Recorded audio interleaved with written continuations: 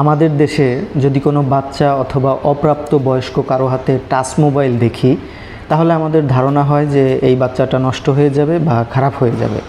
কিন্তু এই দেশে আমাদের দেশের চাইতেও ছোট ছোট বাচ্চাদের হাতে টাচ মোবাইল, এরা টাচ মোবাইল ব্যবহার করে, টাচ মোবাইলে গেমস খেলে, টাচ মোবাইলে কমিউনিকেশন করে। কিন্তু এরা নষ্ট হয় না কেন? কারণটা কি? এটা হচ্ছে একটা গেমিং সেন্টার। এখানে সকল ধরনের গেমিং মেশিন আছে, গেম খেলার ব্যবস্থা এখানে আছে।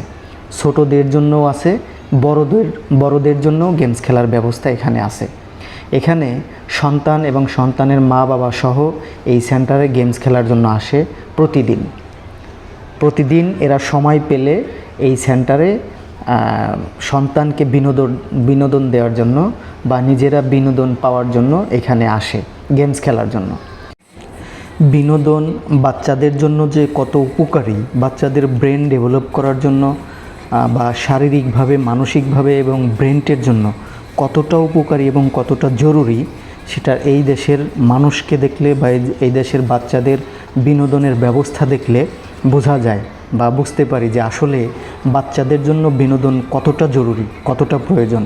এখানে বাচ্চার বাবা এবং বাচ্চার মা উভয়ই এই সেন্টারে আসছে গেমস খেলার জন্য। বাচ্চার মা খেলতেছে এখানে, আর বাচ্চার বাবা খেলতেছে তার ঠিক পাশেই। দেখেন বাচ্চাটার হাতের দিকে একটু লক্ষ্য করেন যে কিভাবে বাচ্চাটা গেমটাকে কন্ট্রোলে নিছে, আর বাচ্চাদেরকে কিভাবে আদর করতে হয়, কিভাবে মানে এক কথায় বাচ্চাদের প্রতি যে সহানুভূতি এবং বাচ্চাদেরকে কিভাবে বিনোদনের জন্য বাচ্চাদের কতটা উপকার, সেটা এই দেশের মা বাবাকে দেখলে বোঝা যায় যে এরা বাচ্চাদের বিনোদনের জন্য কত কিছুই না করে।